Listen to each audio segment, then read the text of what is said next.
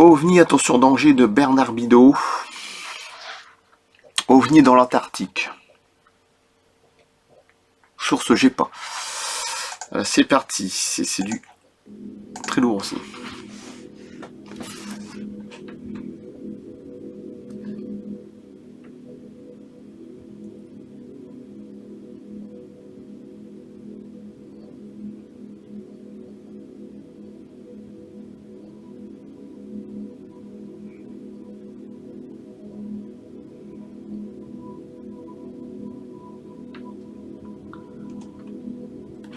Allez.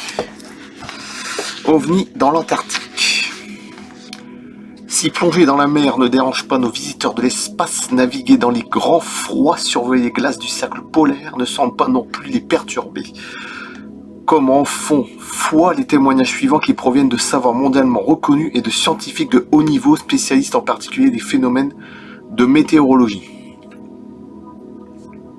En 1965, dans les solitudes glacées de l'Antarctique, des scientifiques britanniques, argentins et chiliens étaient affectés sur les bases anglaises des Orcades et celles argentines et chiliennes de l'île Déception. Déjà ça s'appelle l'île Déception. Le 3 juillet, les témoins décrivent un objet insolite qui survola les îles à haute altitude et était animé de vitesses variables, allant jusqu'à 800 km/h. Il passa par des accélérations brutales suivies des trajectoires en zigzag et resta quelques instants en position stationnaire dans l'espace. Lorsqu'il survola les Orcades, il provoqua sur les appareils enregistrant le champ magnétique local des déviations spectaculaires de couleur rouge jaunâtre, puis virant au vert, au jaune et à l'orange. L'objet fut photographié. Hélas, les clichés s'avérèrent inutilisables. Ce n'est pas la première fois que des photos de ces engins, prises dans de bonnes conditions, se révélèrent vierges ou développement, comme si l'intelligence qui les pilote avait décidé que ce jour-là, il n'y aurait pas de photos. Mais oui, c'est comme ça. Et comme j'ai toujours dit, quand tu fais des photos de ces engins-là qui sortent de l'eau, ce que tu veux, bon bref, du ciel, souvent la qualité, c'est pas la même dimension, donc elle sera floue, la photo. Il y a ça aussi. Pour quelle raison? Mystère. Bah si, c'est ce que je viens de dire, c'est pas la même dimension. En gros, c'est ça. Toujours dans les mêmes régions, le journal Uto Chili signale qu'en janvier 1956, des savants chiliens qui travaillent sur l'île de Robert Stone avaient observé des engins insolites. Ces objets étaient en forme de cigares. Ah, c'est mes préférés, les ovnis cigares. C'est mes préférés, je ne sais pas pourquoi. C'est mes préférés. OVNI cigares. D'aspect métallique d'une longueur estimée de 150 mètres. Ils restèrent visibles pendant 2 jours et se livrèrent à des manœuvres vertigineuses, exécutèrent d'incroyables virages à angle aigu ou restèrent totalement immobiles pendant de longs moments. D'ailleurs, c'est ce genre d'ovni cigare qu'on voit extrêmement bruyant qui rentre dans le volcan. Au Mexique, au Popocatépetl. Selon les calculs de ces savants, l'un des objets serait passé instantanément d'une vitesse 0 à une vitesse évaluée à 40 000 km/h. De 0 à 40 000 km/h, c'est énorme, c'est même pas la peine d'en parler. Un des observateurs ayant mis un éclair de lumière polarisé, l'un des objets parut y répondre en lançant un éclair lumineux, en effectuant une descente brusque à la verticale.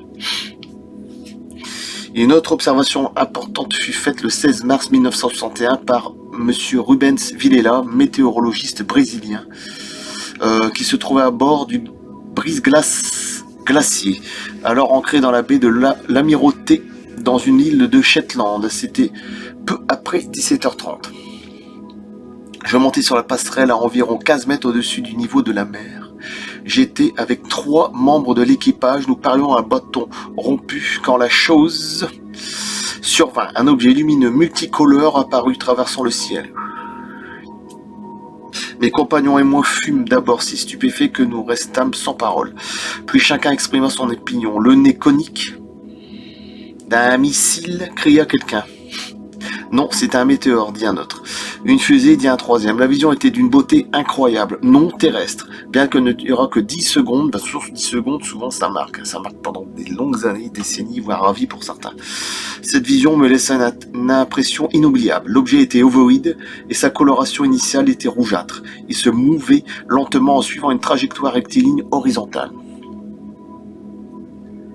De sa partie frontale, divers rayons parfaitement rectilignes et multicolores s'étendaient vers l'arrière. Les couleurs de ces rayons changeaient continuellement, les dominantes étant le vert, le rouge et le bleu. La particularité la plus frappante de toutes, c'est que l'objet laissait derrière lui une traînée de couleur orange, ayant la forme d'un tube parfaitement droit et donnant la nette impression d'être creux, vaguement comparable à un tube au néon. Soudain, l'objet se divisa en deux. Alors déjà là, vous imaginez déjà le truc, ça se complique. Il n'y a pas d'explosion, aucun bruit durant toute la durée de l'incident. Ce fut une division qui semblait contrôlée en deux parties égales, l'une des parties derrière l'autre, chacune en forme d'œuf, comme auparavant, et chacune projetant vers l'extérieur ses rayons latéraux. Puis l'objet brilla d'une lumière un peu plus forte. Sa couleur passa au bleu, puis au blanc, et il disparut complètement. Il ne parut pas changer de vitesse pendant toute l'observation. J'estime que l'objet se trouvait à faible distance du navire, environ 500 mètres. Il y avait la taille d'un petit avion et se déplaçait à environ 70 km/h. J'ai noté immédiatement dans mon journal de bord ce que j'avais vu, mais je trouvais difficilement les mots pour décrire l'événement. Pas étonnant. En effet, il ne ressemblait en rien à aucune des choses que j'avais vues antérieurement dans la vie civile ou dans mon métier. Je dis que cet engin me paraissait être quelque chose d'intermédiaire entre la matière et la lumière. Je ne vis rien de concrètement métallique. En tant que spécialiste, j'affirme qu'il ne pouvait pas s'agir d'un météore en raison de sa faible vitesse et de son altitude. 300 mètres, car si cela avait été le cas, nous l'aurions vu tomber. Les couleurs alternaient selon un rythme et il y avait comme une espèce de pulsation de la couleur. J'imagine comme le battement d'un cœur, c'est... je sais pas. Ces changements rythmés donnaient l'impression que le phénomène était sous contrôle et pouvait être guidé ou téléguidé. Guidé ou téléguidé. Parce que si c'est des vaisseaux mers qui sont géants, qui se situent au-dessus, comme je vous ai dit la dernière fois, je ne sais plus quelle vidéo, c'est des paraterrestres.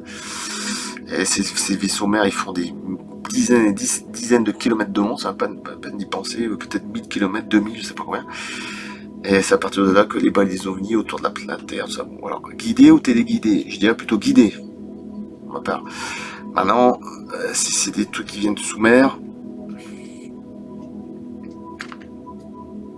le témoin ne dit rien avoir vu de métallique. Il faut préciser qu'il a été souvent dit, particulièrement au cours des observations nocturnes, que ce que voyaient les témoins n'était pas l'ovni lui-même, mais la gaine luminescente que l'entourait, hein, comme un halo lumineux, comme ce qu'on a dans les cathédrales, etc. Hein. C'est même ça, les gens. Bon, bref, on observe le 21 juin 1959 vers 1h du matin en Nouvelle-Guinée l'apparition d'un objet solide après l'extinction graduelle d'une gaine lumineuse qui le dérobait au regard. Autrement dit, la structure métallique se cache souvent derrière la lumière qui l'enveloppe. Oui. Quant au dédoublement de l'objet, cela n'en est pas fait un fait nouveau, si ce n'est ici la précision avec laquelle il est décrit. Pour ce qui est de la disparition soudaine, c'est un phénomène souvent rapporté dans les témoignages. Nous sommes obligés de reconnaître que de nos jours, le mécanisme de ces déconcertantes opérations reste toujours aussi obscur. Personnellement, j'explique ces disparitions instantanées, soit par le fait d'une accélération de la vitesse atteignant un ordre de grandeur proche de la vitesse de la lumière, 300 000 km à la seconde. 300 000. Soit par le passage dans une autre dimension. Mais ce ne sont que des hypothèses. Oui, quand j'ai dit tout à l'heure, quand vous pouvez prendre une photo d'un ovni qui vient par exemple de la Lune, parce que juste à côté il y a beaucoup d'observations d'ovnis sur la Lune, c'est pour ça qu'ils ne vont plus depuis 1972, c'est assez compliqué, il y a des structures, bon bref, peut-être même que la Lune elle-même c'est un engin métallique gigantesque, comme une horloge, ce que je disais tout à l'heure, d'une autre dimension, mais voilà, comme il dit, mais il ne faut pas oublier que c'est ce que je disais tout à l'heure, quand tu prends une photo, la photo elle va être floue, ou elle va être nette sans être nette, parce que c'est pas la même dimension. C'est ce que je disais tout à l'heure. Bon, il y a ça aussi. 5e, 6e, 10e, 15e dimension. Voilà, 10 000 ans d'avance. Bon, bref, c'est même pas la peine d'y penser. OVNI dans l'Antarctique, c'est tout à fait logique. De toute façon, c'est logique. S'ils ont 15 000 ans, 10 000 ans, 5 000 ans, même 2 000 ans d'avance, ça suffit largement.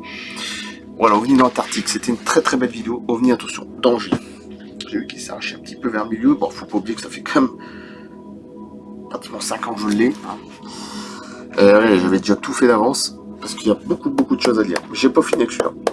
Parce que je refais des vidéos avec celui-là aussi. Hein.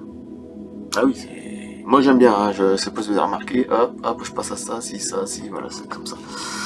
Je fais le yo-yo, mais c'est toujours très intéressant. OVNI sur danger de Bernard Pinault. JMG édition. Bah JMG édition, vous pouvez le trouver. De toute façon, vous allez sur Amazon, hein, moi il est encore là. Amazon, c'est ce qu'il y a de mieux. C'est ce qu'il y a de mieux, de toute façon, ils vendent de tout, de toute façon. Donc, pour moi, il n'y a rien de mieux. Bah pratiquement. Surtout en livre, en Blu-ray, en DVD, ce que vous voulez. Bon, bref. Voilà, je coupe. À bientôt, merci.